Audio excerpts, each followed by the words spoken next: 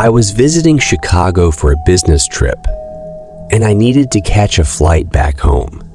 I decided to use Uber to get to the airport, since it was cheaper and more convenient than a taxi. I requested a ride and waited outside my hotel for the driver to arrive. The driver showed up in a black sedan with tinted windows.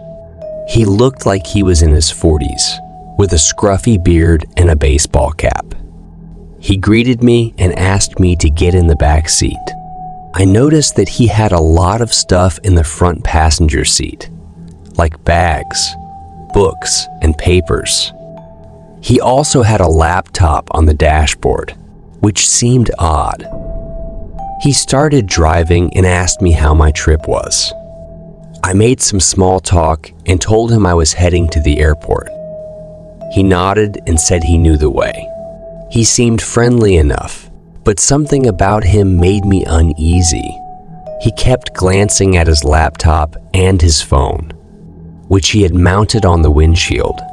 He also drove very fast and recklessly, weaving in and out of traffic and honking at other drivers.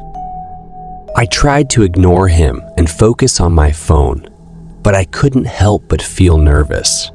I checked the Uber app and saw that he was not following the route that it suggested. He was taking a longer and more complicated way through some sketchy neighborhoods. I asked him why he was not taking the highway, and he said that there was too much traffic and that he knew a shortcut. I didn't believe him, but I didn't want to argue with him either. I hoped that he would get me to the airport soon and that this would be over. I checked the app again and saw that he had turned off the GP's tracking feature. That's when I started to panic. I realized that he was not an Uber driver at all, but a fake one who had somehow hacked the app or used a stolen account. He had lured me into his car with the intention of robbing me, kidnapping me, or worse. I felt a surge of fear and adrenaline, and I looked for a way to escape. I saw that the back doors had child locks on them, so I couldn't open them from the inside. The windows were also locked, so I couldn't roll them down or break them. I was trapped in his car, with no way to contact anyone or get help. I decided to pretend that I didn't know what was going on, and that I was still trusting him. I hoped that he would lower his guard and make a mistake that would allow me to get out. I asked him how long it would take to get to the airport, and he said that we were almost there. He lied, of course. We were nowhere near the airport. He turned into a dark alley and parked behind a dumpster. He turned off the engine and locked the doors. He looked at me with a sinister smile and said, "We're here." He reached for his glove compartment and pulled out a knife. He pointed it at me and said, "Give me your wallet, your phone, your laptop, everything you have." I knew this was my last chance to survive. I grabbed my backpack from the floor and threw it at his face. He flinched and dropped the knife. I quickly unbuckled my seatbelt and kicked him in the chest. He groaned and fell back. I grabbed the knife from the floor and stabbed him in the arm. He screamed and grabbed his wound. I opened the door from his side and ran out of the car. I ran as fast as I could, looking for a place to hide or someone to help me. I saw a convenience store across the street and ran towards it. I burst into the store and shouted for help. The cashier looked at me with shock and confusion. He saw the knife in my hand and thought I was trying to rob him. He reached for his phone and called 911. He told them that there was a crazy person with a knife in his store. I tried to explain what happened, but he didn't listen to me. The police arrived shortly after and arrested me. They handcuffed me and put me in their car. They didn't believe my story either. They thought I was lying or delusional. They took me to the station and interrogated me for hours. They accused me of being a criminal, a drug addict, a terrorist, or worse. They searched my backpack and found my ID, my passport, my boarding pass, my laptop, my phone, everything that proved who I was and where I was going. They finally realized that I was telling the truth. They apologized for their mistake and released me.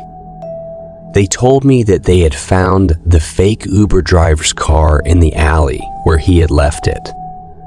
They told me that he had been arrested before for fraud, theft, assault, rape, and murder. They told me that I was lucky to be alive. They told me that I should never use Uber again. I was in Los Angeles for a vacation, and I wanted to see the Hollywood sign. I heard that there was a hiking trail that led to a great view of the sign, so I decided to take a Lyft to the trailhead. I opened the app and requested a ride.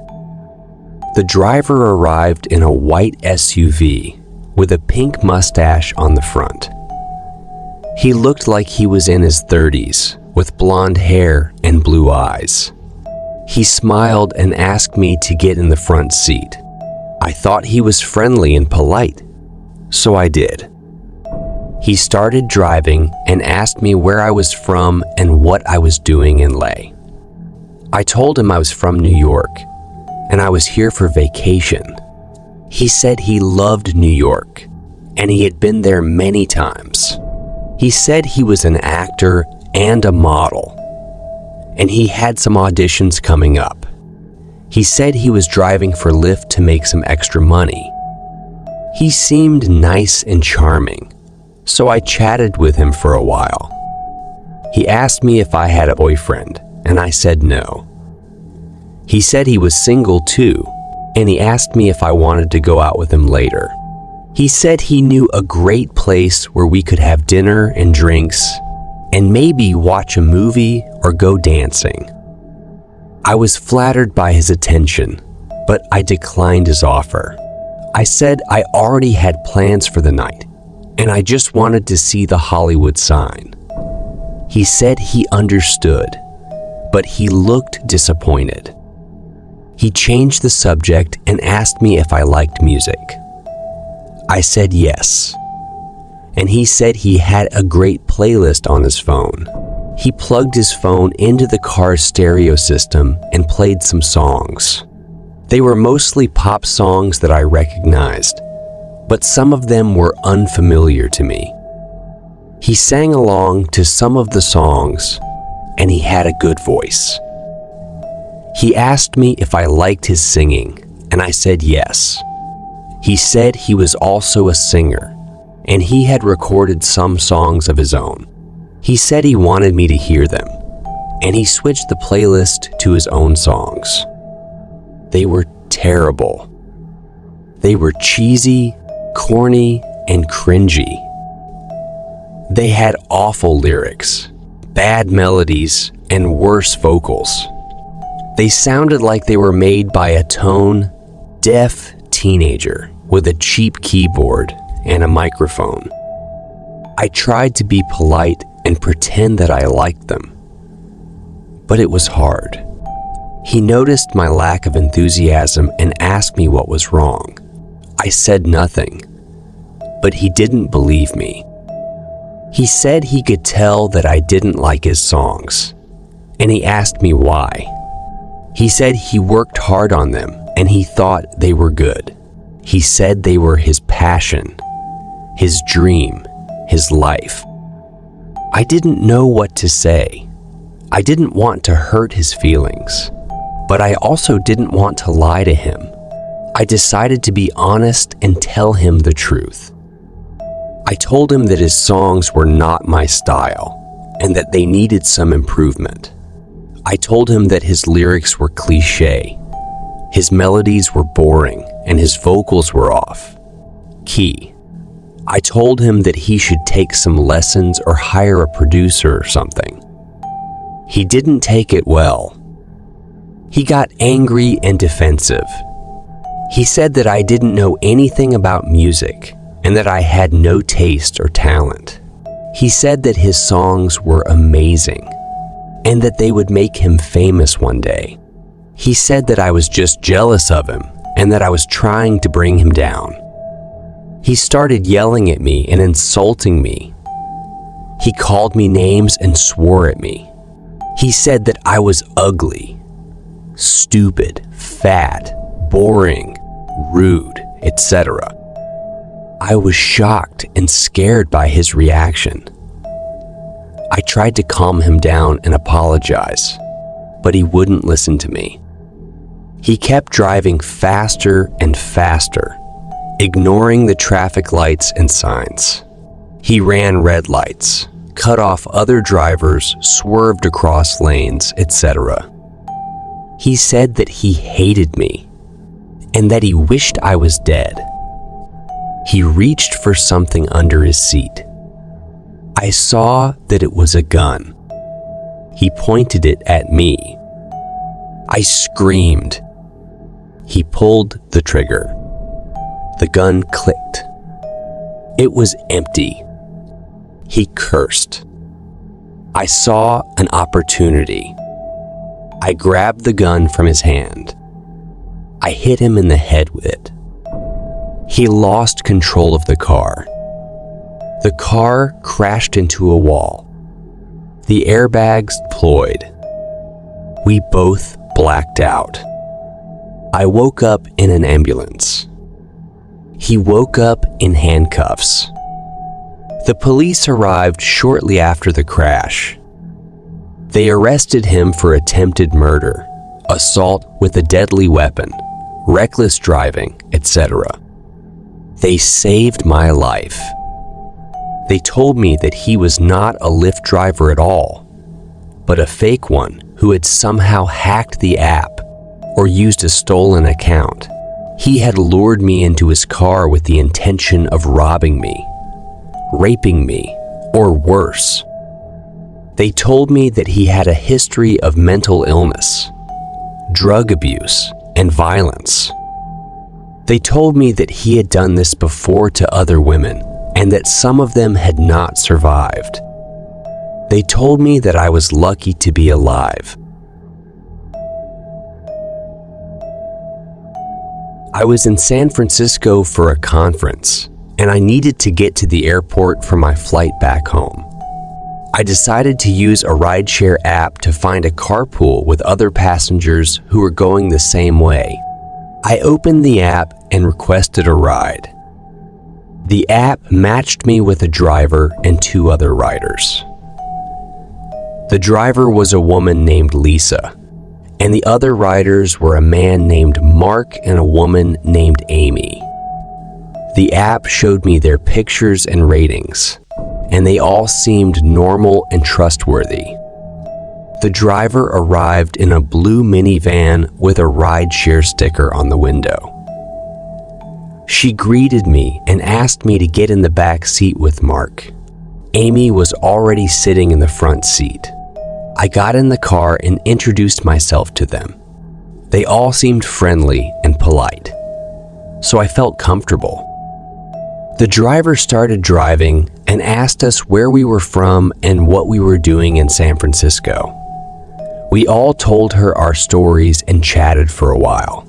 She said she was a local and she loved driving for the rideshare app. She said it was a great way to meet new people and make some extra money. She seemed nice and cheerful, so I liked her. She also played some good music on the radio, which I enjoyed.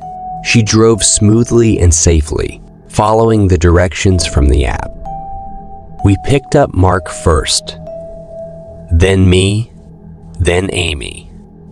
We dropped off Amy first, then Mark, then me. The whole ride took about an hour, and it was pleasant and uneventful. I thanked the driver and the other rider for the ride, and they thanked me back. I got out of the car and walked towards the airport terminal. I checked the app and gave them all 5 stars. I thought that was the end of it. I was wrong. A few days later, I received a text message from an unknown number. It said, "Hi, this is Lisa, your rideshare driver from San Francisco. I hope you had a good flight back home." I was surprised and confused by this message. How did she get my number? Why was she texting me? I replied, "Hi Lisa, thanks for the ride. How did you get my number?" She replied, "I got it from the rideshare app. I hope you don't mind. I just wanted to say hi and see how you were doing." I felt uneasy by this message. It seemed inappropriate and creepy for her to contact me like this. I decided to ignore her and not reply. She texted me again. "Are you there? Why are you not replying? Don't you want to talk to me?" I felt annoyed by this message. It seemed desperate and clingy for her to text me like this. I decided to block her number and delete her messages. I thought that was the end of it. I was wrong.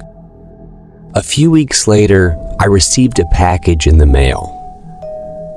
It had no return address, but it had my name and address on it. It was wrapped in brown paper and tied with a string. I opened it and found a teddy bear inside. It had a note attached to it that said, "Hi, this is Lisa, your rideshare driver from San Francisco. I miss you so much. I hope you like this gift. It's from me to you." I felt shocked and scared by this package. How did she get my address? Why was she sending me gifts? I threw away the package and the teddy bear. I thought that was the end of it. I was wrong. A few months later, I received a knock on my door. It was late at night, and I was not expecting anyone. I looked through the peephole and saw a woman standing outside my door. She had blonde hair and blue eyes. It was Lisa. She had found me. She had followed me. She had stalked me. She smiled and waved at me through the peephole. She said, "Hi, this is Lisa, your rideshare driver from San Francisco. I'm so happy to see you again. Can I come in?" I felt terrified by this sight. How did she find me? How did she track me down? I grabbed my phone and called 911. I told them that there was a stalker outside my door who had been harassing me for months. They said they would send someone right away.